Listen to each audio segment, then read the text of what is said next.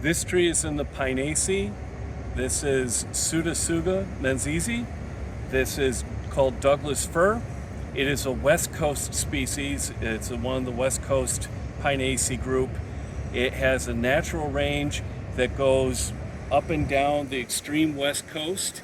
We'll call that the California variant of Douglas fir. And then there is a Rocky Mountain variant of Douglas fir that actually continues down a bit further. So it's like an upside down V starting at the Pacific Ocean up to, say, British Columbia, and then dropping down through the Rockies. And we will notice that as we run our fingers over this, you will feel bumps, but you do not have any real woody pegs. You have spots where the actual needles attach to the twig, and you can see here with the ones I pulled off, they're single needles, and they are oval in shape in cross section. So if you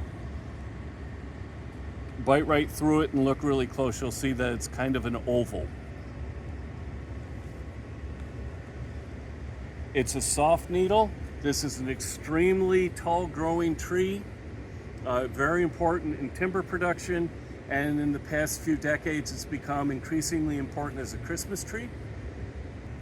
Large dimension tree on the West Coast. On the East Coast we use this more as a landscape tree. It is less of a naturally occurring forest tree. Matter of fact, we don't see it much at all.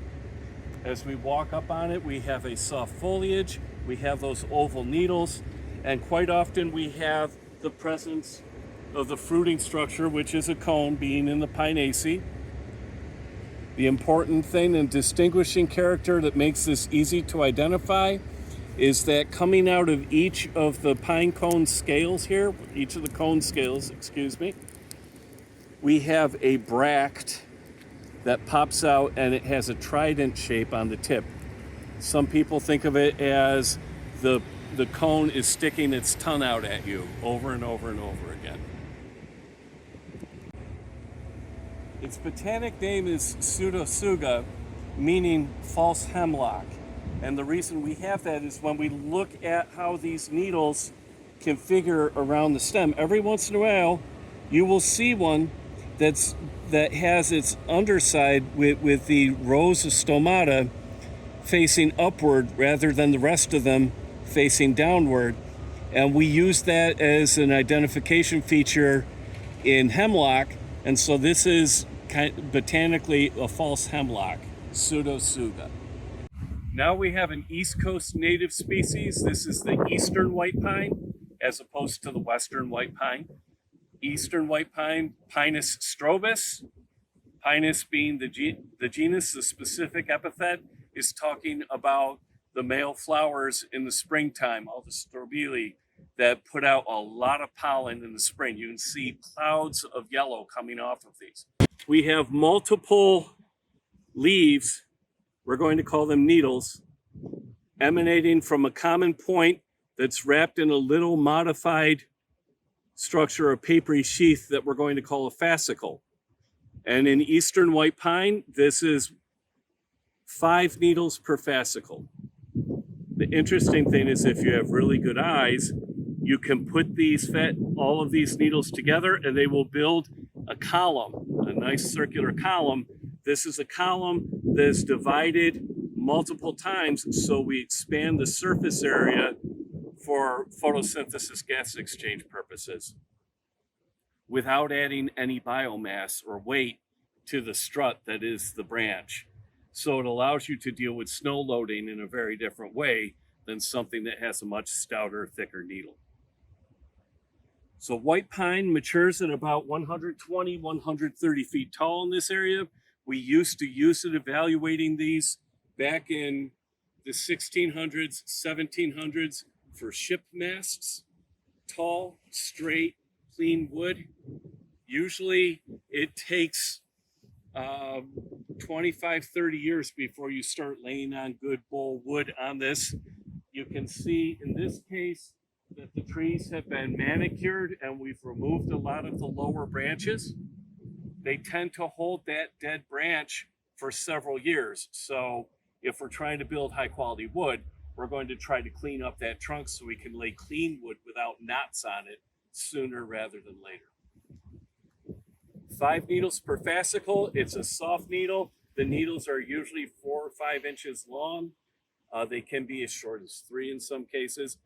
The cones are long. They're rather thin. And they usually have quite a bit of resin or pitch on the cones. So you see all this white ornamentation. That's just dried pitch.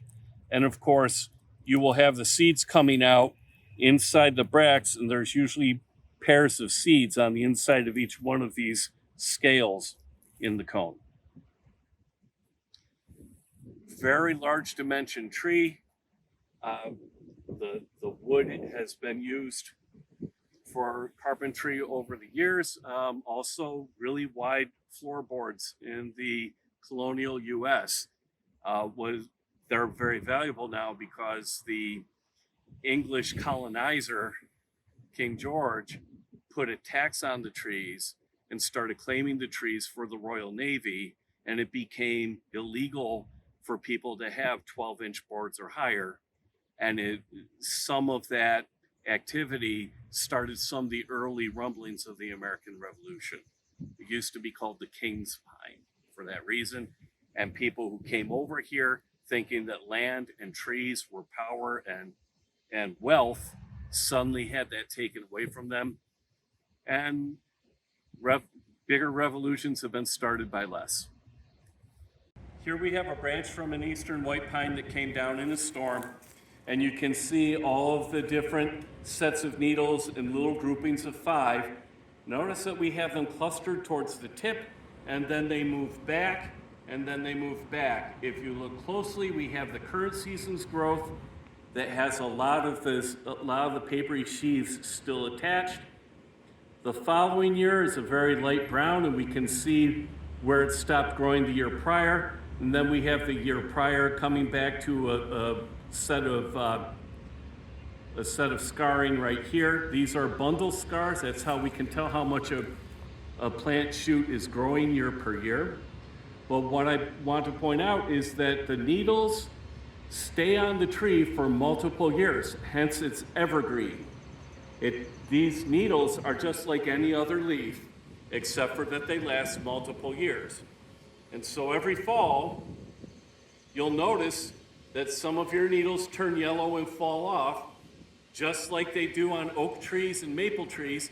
They turn a fall color and they drop off, because the deeper you go into the branch, the less and less light is available, so it doesn't make sense to keep that leaf. It's designed for high light, not low light, and so it'll drop those needles off over time. So this is the first of several cedrus that we're going to look at. This is a true cedar. This is Cedrus Atlantica. We'll call this an Atlas cedar. We're going to assume that it's Atlantica. Atlantica is going to be taller than Cedrus Libani, which is a cedar of Lebanon. We tend to think of them as taller than Atlanticas. We also tend to think of them being a bit less dense in the canopy form. And if we look at the shoot,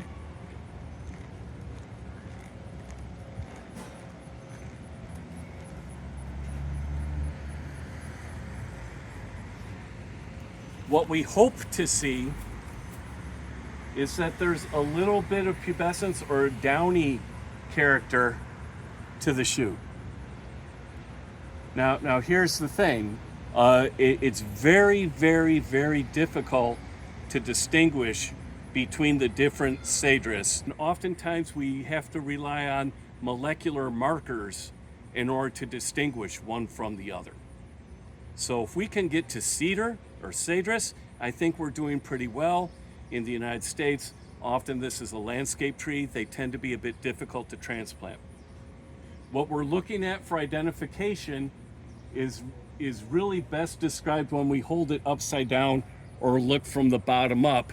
You can see that we have these longer stems followed by lateral short stems, And on these short stems, we have all of these single needles, and they have a bluish color more often than not. Even the greenest parts still look kind of blue. It's a rather soft needle with a bit of a prickle to the tip. We have these bunches that are on the short stem. The short stem, long stem is a really important, useful factor here. We will see other plants that have this characteristic, particularly in the gymnosperms we'll see this. We'll also see it in some of the birches. But this is an evergreen, so these are going to last multiple years. A lot of the other ones we'll look at with short stems are going to be deciduous. So that can be a really nice tell. We have a few examples of the male flower right here. There are little catkins that tend to stay on, and they're kind of dried masses, but these will pop out and give you all of your pollen. And hopefully on later trees, we're going to see the barrel-shaped cones for cedrus. And again, this is in the Pinaceae. Okay, so we could tell from about 100 yards off that the tree in front of you here is a Scotch pine, Pinus sylvestris. It's also called Scots pine, and we could tell because of the crazy orange bark on the newer growth. So as you look up towards the top of the tree, when you see that bright orange, you should immediately start thinking Scots pine, especially if it's coupled with a bluish needle at a distance. That's very easy to tell this one in the field from those characters alone, but let's get a little closer. Okay, so we just knocked off a little tip of a branch here so we can get a little closer. You can see that this is a rather short needle, maybe 3 inches long. It is 2 needles per fascicle. You can see the papery fascicle at the base very well on these. Often it's a bluish green color. That bluish color is called the bloom, and if you rub on it, you can rub off that waxy buildup that's called the bloom and take a blue needle and turn it green. It's a signal to us that the tree is growing fairly well if it has the ability to build that beautiful bloom on the needle. It's needles too, and if you put them together into their column, remember that pines split a column to give it advantage in gas exchange, you will see that the column splits, but it twists around. So the axis of the split is going to spin around the length of the needle. It gives it a little bit of a corkscrew look to it, holds them a little bit separate so they don't self-shade as much. Very useful diagnostic for this as a 2-needled pine with orange bark, bluish needles.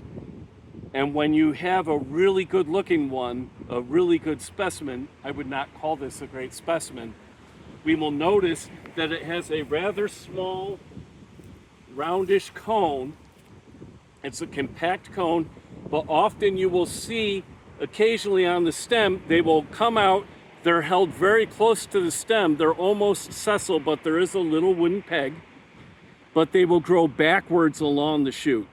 So every once in a while, you'll get these backwards pointing cones on the shoot, and that's also a useful characteristic to use for identifying Scots pine. Scotch pine are introduced from Europe, but they've naturalized in a lot of our situations. In the US, we use it a lot for Christmas trees in certain parts of the country. It takes a dry, sandy soil pretty well. It usually likes a certain amount of moisture, like anything. But this one is not considered a huge important species in the US. It's introduced and we see it a lot, but it doesn't produce a lot of major timber value. Of course, you go over into northern British Isles, this is an extremely important species for them. So here's our next tree. This is Larix larciana.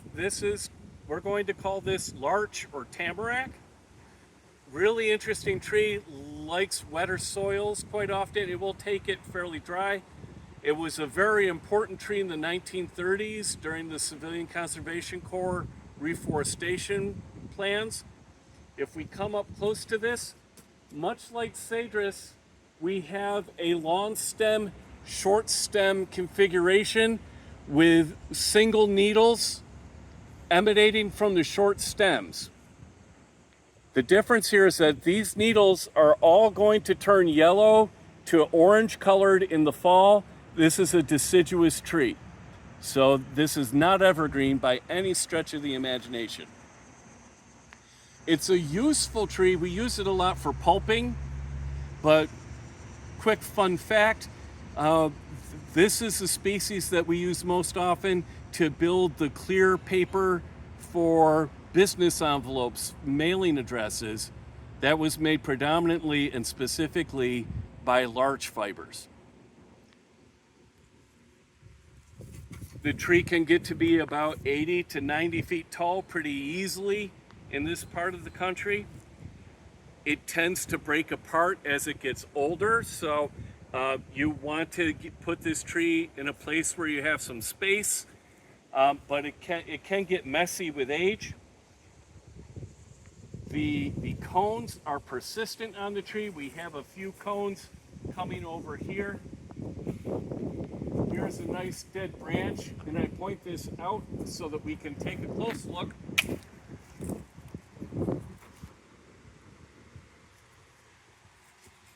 And here you can see all of the little short stems on the long stems.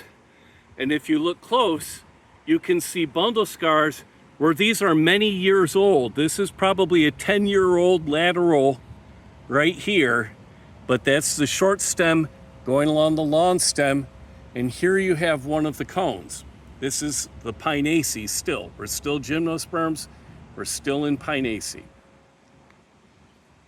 There are some studies, and I remember seeing the cover of a book by Carl Nicholas where they compare the size of the cone based on where it is in the tree, and you can see that the cone morphology changes in size and in length to width dimensions based on its position in the tree. So it's kind of a really neat plant to look at. It's kind of a fun one to use to study, particularly if you want to compare how things grow in different parts of a tree. Okay, here's our next tree. This tree is marked as being fairly shade tolerant. Once it's established, we see this a lot in valleys and coves in some of the northern woods. Very useful tree. This is called eastern hemlock, Pseudocanadensis. Has a single needle, and you can see these little white specks. Those are needles growing upside down every once in a while on the twig, and that helps you identify this one very quickly as Tsuga canadensis. There is other Tsuga species out there. This is the eastern hemlock. There is a western hemlock. There are a lot of hemlocks. This is the one we're going to deal with here. What's also useful is it carries a lot of dead twigs and dead wood. And here we have one of those twigs. We go around the tree. We can find a lot of these dead twigs. They're rather brittle. But what you can see up close is that they have little woody pegs, and it's a very rough, it's fairly smooth going towards the tip, but from the tip back to the base, you can feel all those little woody pegs and bumps. Important to know, there are a lot of waxes on this twig, so they persist for a while in the environment. What you need to know is if you're stuck and lost in the woods, you take all these little twigs and you build a nest of it. Even if it's wet, it will light and throw a hot, fast flame. So you can get a campfire started to provide warmth in a survival situation if you know how to tell your hemlock in the northern woods on the east part of the United States. They have little cones, little teeny tiny cones, The wood, rather rot resistant when it gets going. I remember taking rough cut planks of this and using it to build the the bottoms of greenhouses and cold frames in the Northeast US, and we would mill it wet and we would bolt it in place because it would want to warp. But once it shrank down, those things were bulletproof planks. And we got many years of use out of them, so it was a good use for hemlock. The thing is, hemlock has always been recognized as a good wood in lumber, and we over harvested a lot of our big ones. And so now what we see in hemlock usually is in the smaller dimensions, and it's taking us a long time to figure out regeneration in parts of the United States of hemlock simply because we harvested it faster than we figured out how to regrow it. We've changed in our approach in forestry in the past 150 years. We're now more of a service-based management, value-based management on the conservation aspects rather than on the extraction. We saw that happen in the 70s. This is one of those iconic trees that has always been important to us in terms of timber industry, but also in terms of habitat. This is a huge, important habitat tree, not only for all of the cones and the proteins off of that, but also for nesting spaces. And as an evergreen tree in a shaded system, it gave a lot of cover. One thing that we'll notice on the bark, this one is a little bit young, but you can start looking for purplish coloration in the older bark.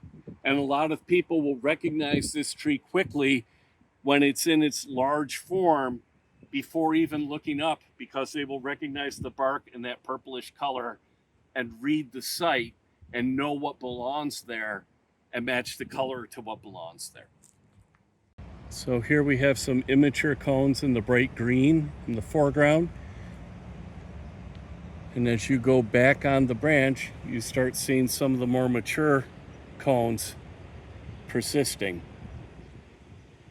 When the cones are ripe and in the heat, all of the scales kind of move apart, it opens up, and the seeds that are in the base of each of those little scales will pop out and fly away. It's a naked seed with a fleshy bract like a wing to pick up the wind and spread the seed by wind distribution. Okay, this next tree is in the group called Abies. The genus Abies, this is a fir. So we tell spruces by woody angular pegs on the twig. We know that the hemlocks have little pegs, but they're not long and woody. We know that the pines have multiple needles per fascicle as bundles. In this case, we have single needles that are oval, and you have a smooth twig. You have little indentations and markings of where the needles were, but there are no woody pegs. So single needle, smooth twig, you're probably looking at a fir. Single needle, woody angular pegs, you're talking about a spruce. Single needle, oval with some woody peggishness, then you're into the Douglas fir and the hemlock. So now you can tell all these different members of the Pinaceae apart very quickly just by looking at the twig and looking at the shape of the needle. Concolor fir, white fir, this is Abies concolor. White fir is what's often termed, or concolor fir. The needles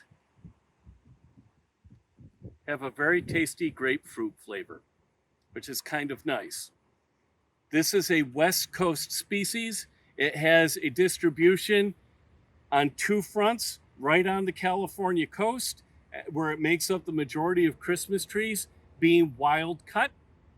And then over in the Rocky Mountains, there's also another component. So it's a bit more south of what we think of as a Douglas fir range, but there's a lot of overlap, and it's that similar patterning of on the coast and then jumping and getting over into the mountains where elevation plays a factor. And so you have two different varieties of white fir based on that. On the East Coast, this is really about being a landscape tree. So you can see from these needles, they tend to have a bend and arc up from the base so that we're grabbing light by moving the needle configuration so that they're kind of standing up and grabbing light as little light collecting cylinders here, although they're oval. Now this is wind pollinated and wind distributed, and like almost everything in the Pinaceae that's wind pollinated and wind distributed, the female cones, the seed bearing cones, are higher up on the tree. They're higher up on the tree because the wind is faster, so it will spread the seeds further when the little papery wings on that naked seed catch the wind as that cone opens up. Unlike the pines, unlike the spruces where the cones hang downward, unlike the hemlocks where the cones hang downward, in fir, the cones are held upright and they break apart scale by scale, leaving a woody peg that looks kind of like a needle where the cone used to be. And we'll see that up at the top of the tree, and it looks like some weird type of twig dieback until you realize you're looking at old cones that broke apart. The fir, the cones break apart. They don't fall in whole cones like you see in the pines and in the spruces. If we walk back,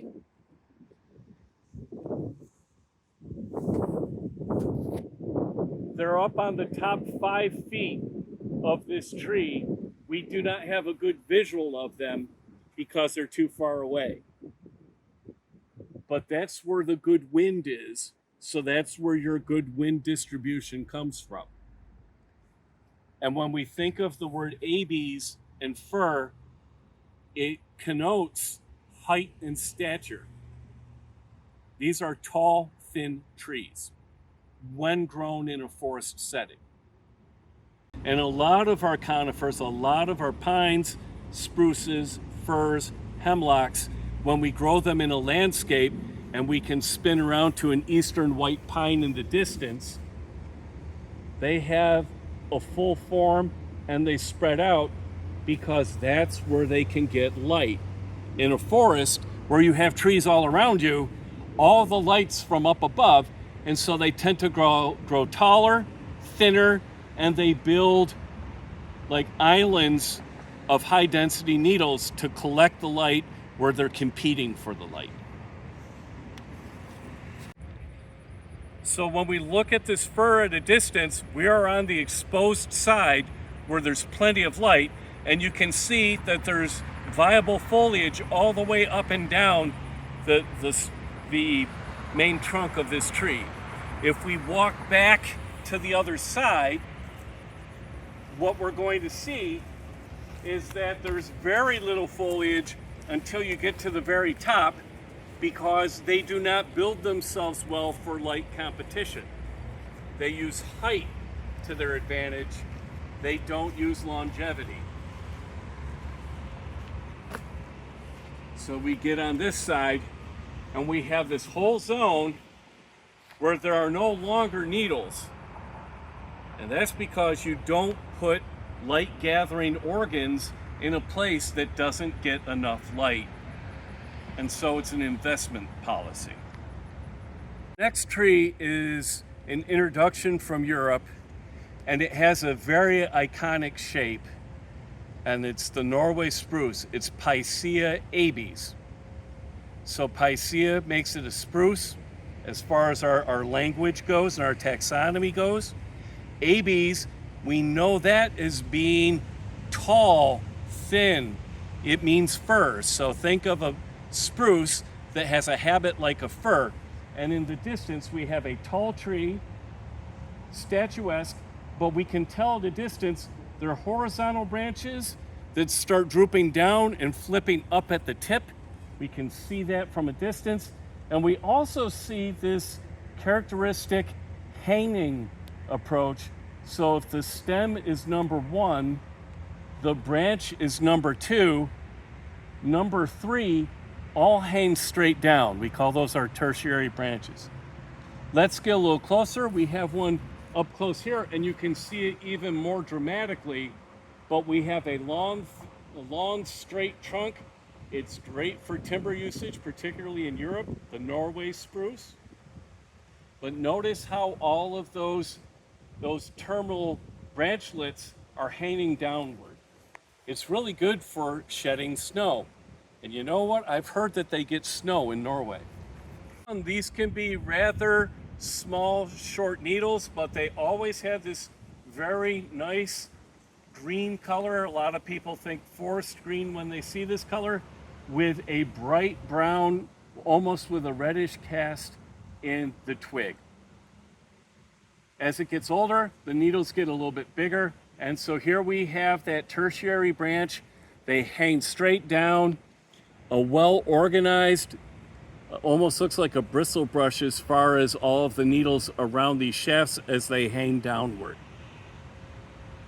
For the spruces in the New Jersey area, this one has one of the largest cones. For spruce, a rather large cone, well organized. Notice the notching at the tip of the scales. When we get into some of the other spruces, we look at that to differentiate between other spruce species. But it is a cone, it is Pinaceae. You can see the spiraling arrangement, almost like a sunflower, only different. And inside here, wherever we have the base of a scale, there's going to be indentation. That's where the seed is going to be held. The cones are going to be green, long, and tight. When they mature, they turn brown and they open up and the seeds fall out and fly away. Single seed, naked seed with that little papery winged appendage to catch the wind and spin away. So you would expect the cones, wind distributed, to be high up on the branch, high up on the tree. And they hang down. The needles are angular, and you can feel the roughness of angular woody pegs up and down the twig. Almost feels like a sandpaper. So woody pegs, angular needles, we know it's a spruce by dimension, by the way these are hanging straight down, with this very clean green look, and by the cone, we can tell it's Norway spruce. So here we have Taxodium disticum, the bald cypress, native to southeast US, but these things will continue to grow, and there are large sized ones of these in upstate New York and up into Massachusetts. So they have a pretty broad range. They also have a broad tolerance for different soil types based on their provenance or what population they come from. We typically think of bald cypress as being a swamp species, an obligate wetland type thing. But we use them as street trees in Gainesville, Florida, because they can tolerate the soil compaction and also drought. So here the cone, instead of being a series of scales, think of them as a set of plaques or shields, and the seeds are held underneath those shields, almost like the scale here, and you can see by the dark green lines the outlines of the scale, and they're like umbrellas with the seeds underneath the umbrella. We have, instead of needles now, we have these leaves. And if you look at the organization here, you can see that they have a central axis and lots of needles coming off that central axis. And they don't quite match up. And indeed, if we look at them iteratively along the actual shoot, you can see that they are in an alternate pattern. instead of being opposite each other in pairs, they ping pong back and forth in an alternate fashion. This is a deciduous conifer, so these are going to turn a deep earthy orange color and fall every year, and you'll have a tree with no needles on it, and you'll see some of the cones persisting on it. But this is a deciduous conifer. As we get close to the trunk, particularly when we get close to the water now, we see a lot of fluting in the trunk where it starts transitioning from the bole of the tree to the root system, and we have this really pronounced taper with fluting at the base where we have it diving in and out. We can see almost like life flows of where the roots are feeding into the trunk at the base. You can imagine that. We also have what are called pneumatophores. So we're very close to the water table. We have the development of these roots, and it's thought that this is going to provide oxygen gas exchange to the root system, because roots need oxygen to do their chemical respiration. So you got to get oxygen through the water somehow. Pneumatophores are one of those adaptations that we believe facilitates in that process. Now, one big pattern that you're going to notice in our gymnosperms, the Pinaceae are going to have plates for bark, Pinaceae plates. The Cupressaceae, we tend to have these thin strands. We have a very different look to the bark. So instead of having big chunky bark plates, we have this sinewy look, a thinner look to the bark depth. And we can use that to kind of get us to Cupressaceae, even if we don't have the fruit or a positive ID. Okay, so this is our next tree. This is another in the Cupressaceae. This is a deciduous conifer. This is Metasequoia glyptostroboides, the dawn redwood. Once thought to be extinct, except for to the people who were living in China where it was growing like a weed. It's just sometimes we forget to check with everyone before declaring something extinct. It is in the pollen records in the Northeast US.